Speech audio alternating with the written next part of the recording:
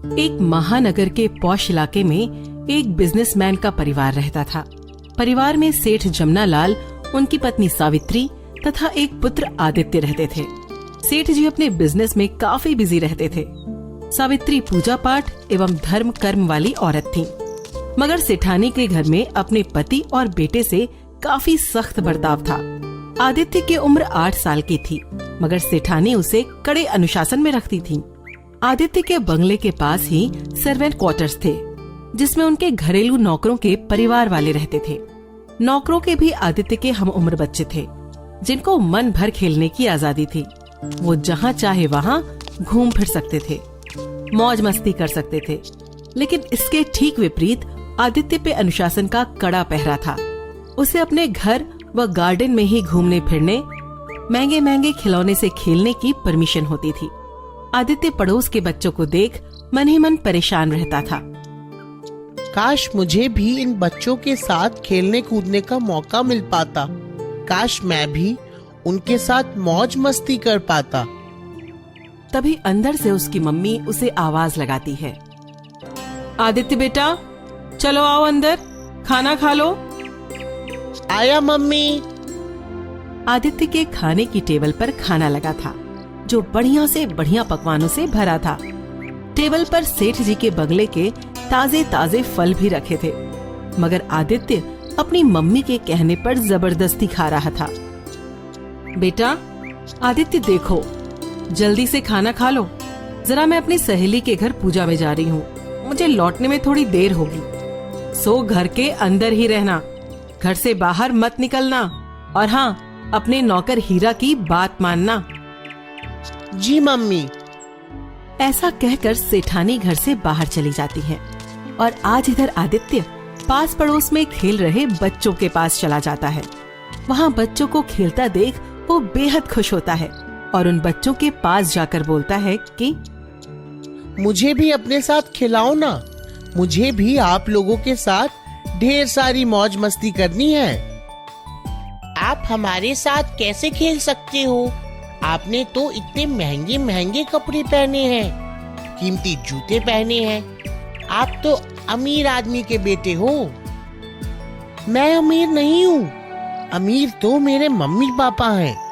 मैं तो आप लोगों की तरह ही हूँ और मैं आप सभी के साथ दोस्ती भी करना चाहता हूँ। नहीं नहीं, आप हमारे मालिक के बेटे हो। हमारे साथ आपका खेलना कूदना ठीक नहीं है। तभी आदित्य अपनी जेब से महंगी महंगी चॉकलेट निकालता है और सभी बच्चों को खाने को देता है। चॉकलेट खाकर सभी बच्चे बेहद खुश हो जाते हैं और वो आदित्य को अपने साथ खिलाने के लिए राजी हो जाते हैं। वाह, क्या स्वादिष्ट चॉकलेट है। हमने तो आज तक इतनी टेस्टी चॉकलेट खाई ही नहीं। सुनो, आज से तुम हम सबके दोस्त, लेकिन एक शर्त पर। वो क्या भला? तुम ये बात मालकिन और सेठ जी को कभी नहीं बताओगे? ठीक है, मैं कभी भी अपनी इस दोस्ती के बारे में नहीं बताऊंगा। इस तरह आदित्य और उन बच्चों के बीच दोस्ती की शुरुआत हो गई। धीरे धीरे सभी बच्चों से आदित्य काफी घुल मिल गया। आदित्य को जब भी मौका मिलता तब वो अपने घर से पड़ोस के अपने दोस्तों के लिए जरूर कुछ न कुछ खाने के लिए लेकर जाता। बच्चे भी आदित्य के दिए फल, मिठाई, टॉफी आदि का भरपूर लुत्फ उठाते। लेकिन एक दिन आदित्य की ये हरकत पकड़ी गई। आदित्य, आदित्य, कल यहाँ एक ड्राई फ्रूट का 2 किलो का डब्बा रखा था, मुझे किसी को उसे गिफ्ट करना था, कहाँ गया वो? मम्मी, मुझे नहीं मालूम। तभी आदित्य की माँ उसे जोर से गाल पर तमाचा खींच के मारती है। तू अब घर में चोरियां भी करने लगा है, ऊपर से झूठ भी बोलने लगा है। मुझे नौकर हीरा ने सब कुछ बता दिया है कि तू कल ड्राई फ्रूट का डब्बा पड़ोस के बच्चों के बीच लेकर गया था और उन्हें सारे ड्राई फ्रूट्स खिलाकर आया है। माँ, हाँ ये तो सच है, पर वो मेरे दोस्त है। वो सब गरीब हैं, उन्हें इतनी महंगी महंगी और अच्छी चीजें खाने को नहीं मिलती। खबरदार, जो उन बच्चों से दोस्ती की तो उनका हमारा कोई मेल नहीं है और वो हमारे नौकरों के बच्चे हैं। अगर आइंदा फिर कभी उनके पास गया तो टांगे तोड़ दूंगी। ऐसा कहकर वो अंदर कमरे में चली गईं। इधर आदित्य भी रोता रोता रह गया। अगले दिन मालकिन सावित्री फिर किसी जरूरी काम से घर से बाहर गई थी, लेकिन आदित्य आज डर से उन बच्चों के पास खेलने नहीं गया और अकेले अपने फलों के गार्डन में एक आम के पेड़ के नीचे बैठा बैठा रो रहा था कि उसके सारे दोस्त वहां आम के बगीचे में आ गए और आदित्य को रोता देखकर उसे चुप कराने लगे। क्या हुआ? तुम आज खेलने क्यों नहीं आए? और ऊपर से अकेले यहाँ इस तरह भला रो क्यों रहे हो? क्या बताऊं, बस तुम सब के बिना मन नहीं लग रहा था, लेकिन तुम सब आ गए हो ना, सब ठीक हो जाएगा। तभी ऊपर पेड़ से एक पका हुआ आम आदित्य के दोस्त के ऊपर गिरता है। आदित्य उसे उठाकर उस लड़के को देता है। अरे, पका हुआ आम!